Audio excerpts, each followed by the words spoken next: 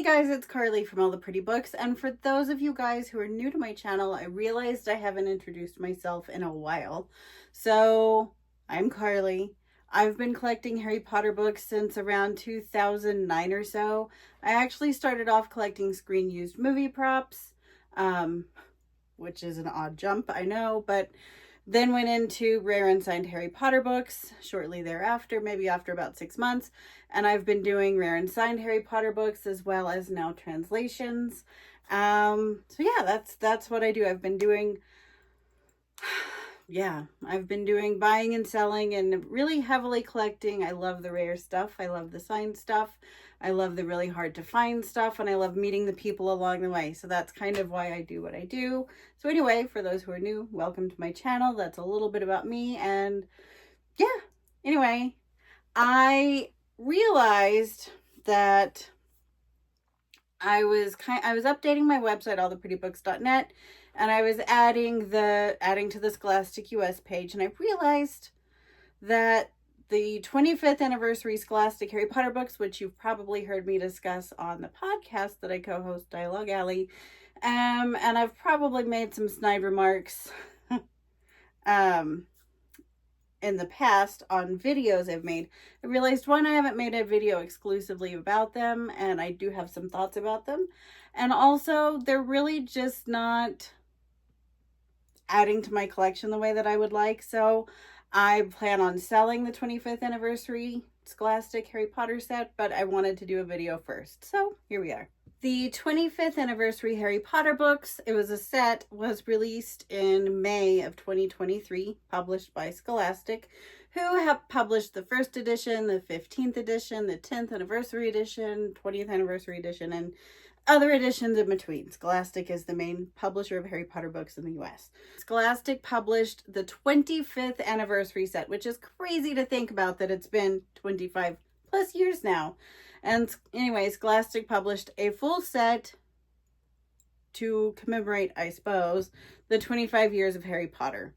And like what they had done with the 15th anniversary set, illustrated by Katsu Kubrishi, and the 20th anniversary set, illustrated by Brian Selznick, they released a soft cover set, and it's a full set. I'll show it in a minute.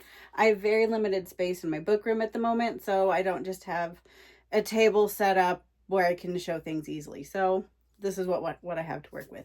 Anyway, they released the 25th anniversary set. This is the first book.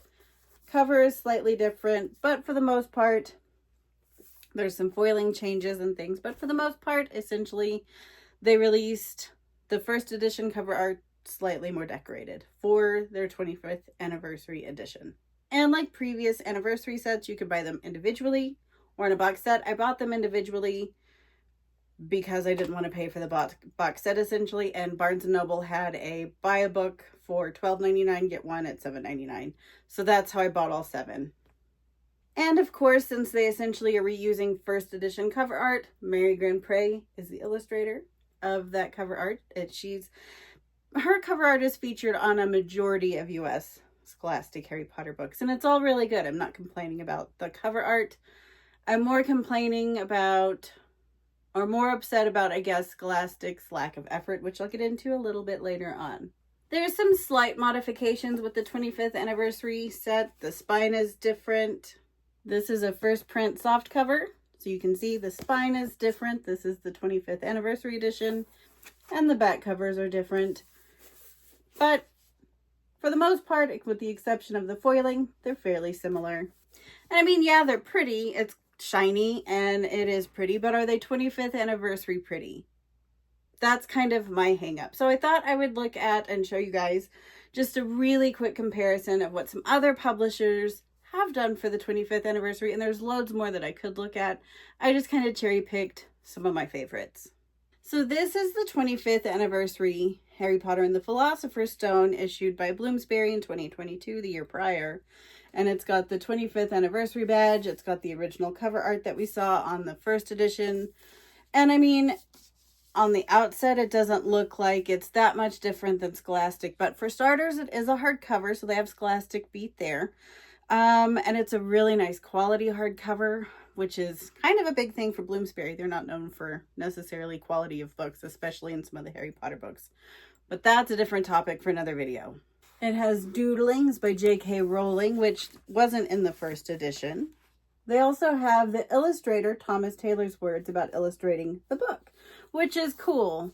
So again, they've added a little bit more content. They also have kind of facts about the book over the last 25 years. So they've added more content. It's not just the reprinted text block, which we have in the 25th anniversary here. They've not added anything else.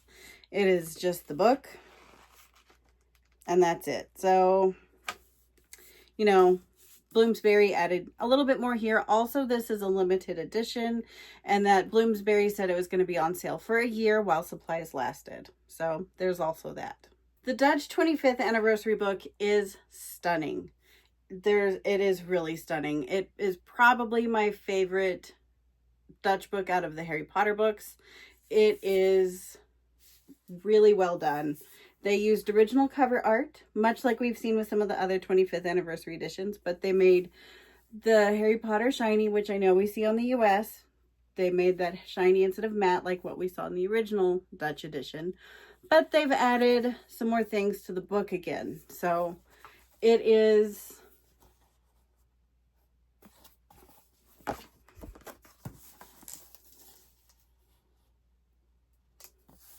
spectacular.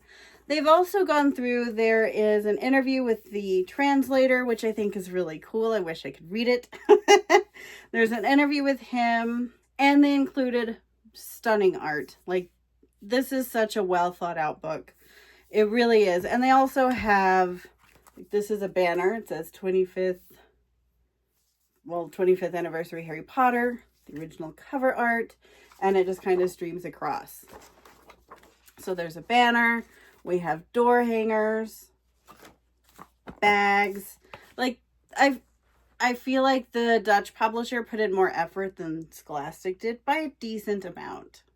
And the Dutch books are stunning, so I'll give them a video as well. But anyway, moving on to the next 25th anniversary edition, we have the Spanish. And I'm not usually a fan of some of the Spanish cover art. I like that it's unique, but it's just not some of my favorite. And I understand that this is Johnny Duddle, who first appeared on the Bloomsbury books.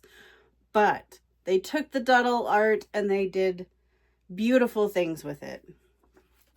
They have the little, 25th anniversary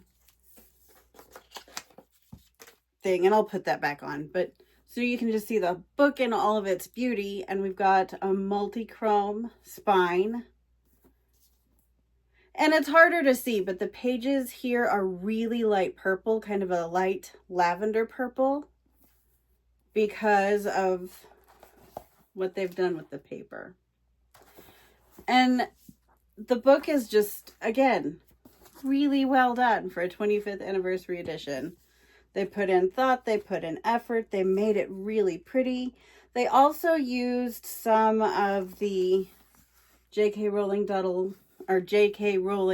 doodles, from the 25th anniversary Bloomsbury book, which I think is neat. And maybe you're thinking, maybe Scholastic just doesn't do really nice anniversary editions for Harry Potter, but they do. Their 10th anniversary edition is phenomenal. It's a hardcover book with jacket. It's the only anniversary edition that I've seen so far that is a hardcover from them. It has unique Mary Grand Pré cover art, and it's so wonderful. Her art, anyway, is some of my favorite. I think it's great. But this cover art is only available on this book. They have added more art that's only available in the book. The boards. Scholastic can make a really pretty anniversary book should they want to do so. I just feel like they didn't want to do so. At least with the 15th anniversary, which was Katsu Kabuishi, who is this illustrator right here, and Brian Selznick, who illustrated this. I at least feel like they commissioned original cover art, even if they kept the book's soft cover. And I understand that, when we're looking at 25th anniversary books or anniversary editions, most of the books I showed you, with the exception of really Spanish, went back to some part of the original cover, and I get that, but they took the original and they made it neater. And I think what's frustrating is I feel like I don't really like the term money grab, because ultimately products are made to be sold and hopefully they do well. That is the point. So, I mean, ultimately Scholastic does want these things to sell. But yeah, this feels to me, this 25th anniversary set feels like to me a money grab, and that they did the absolute minimal effort compared to most of the other publishers that I'm aware of, because they knew that it would sell. They knew that it had Harry Potter on it and it'll sell. They didn't try to give back to the readers, give back to the fandom, or anything like that. They just printed a Harry Potter book, said slap some foil on there, spine illustration, and call it a day. And that's frustrating. Like I said, Scholastic did use some book-specific foiling, and what I mean by that is the pattern up here is different in all 7 of the books. This one, it looks like maybe a jewel pattern or diamond pattern. I'm thinking, Sorcerer's Stone, Philosopher's Stone, so a jewel would make sense. 2, we have a snake. That's pretty easy to see. And I mean, the foiling is pretty. I'm not saying it isn't, but I feel like they could have interviewed Mary Grand Pré or another illustrator, or interviewed anybody who was instrumental in the publishing of the book from 25 years ago, because there were people, and I'm sure somebody would have been able to talk about it at some point. I don't know. Book 3, we have a time turner. It's a bit harder to see, but to me at least, I think it's an hourglass or time turner. Book 4, we have a maze, which makes sense because of the Triwizard Tournament. Book 5, we have probably phoenix feathers, I'm thinking, at the ends here, but we also have an alternating pattern of whole moon and half moon is what it looks like to me.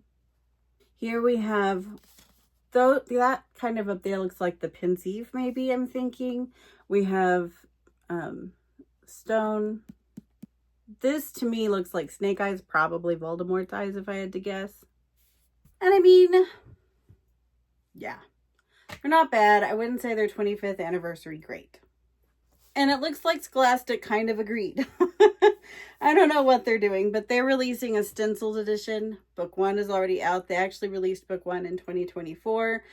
2 through 7 are actually up for pre-order. I'll include the links down below if you want to check them out. The books are supposed to have different side edge stenciling. Like, that's a snitch. But it is the exact same books. It's the same foiling pattern,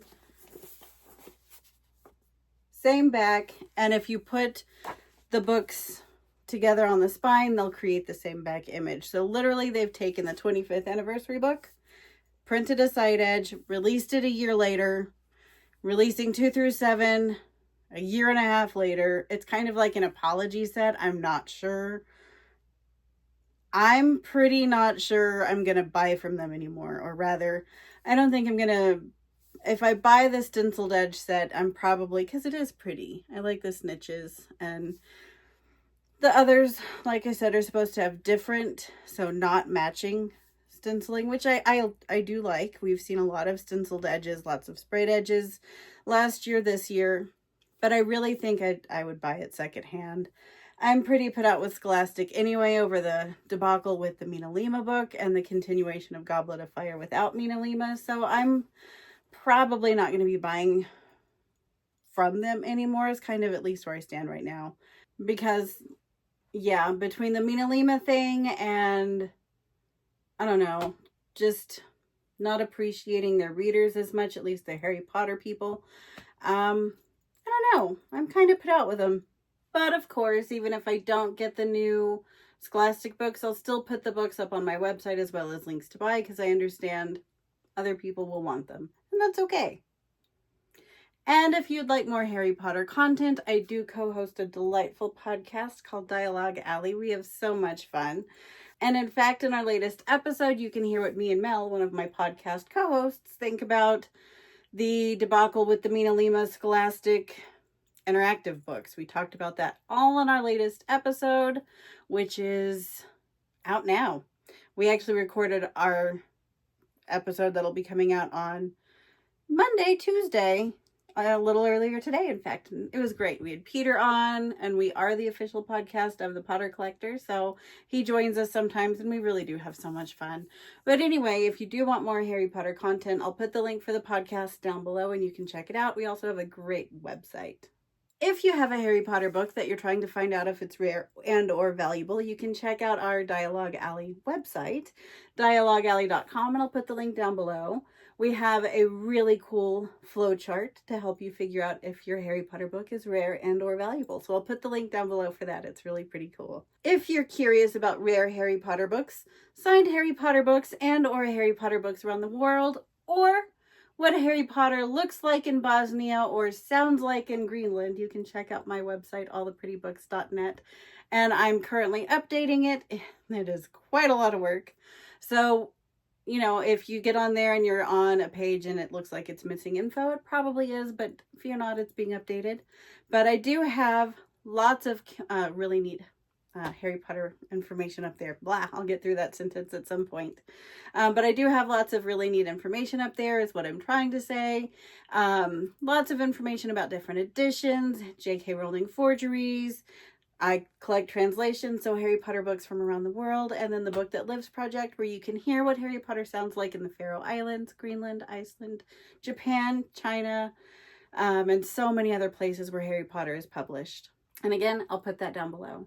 And if you've still got Harry Potter book questions, don't hesitate to reach out. I look forward to talking to you. And yeah, I'll put my email down below as well, and you can do that. You can also reach out on the contact information on my website, and I respond to those pretty quickly. You can also find me at Instagram at alltheprettybooks, and I check my DMs pretty frequently now, so you can reach me there too. Alrighty guys, that's the video. I hope you enjoyed, and I'm not complaining about the Scholastic books necessarily. Their lack of effort is very apparent considering some of the other books around the world, right? I think that's what is so frustrating. But anyway, that's all I'm going to say on that. I'm done for the night. I'm going to edit this video and put it out tomorrow because it's Thursday. It'll be up tomorrow. And go to bed. So with that, I'm going to say y'all are great. Stay magical. And as always, happy collecting and good night.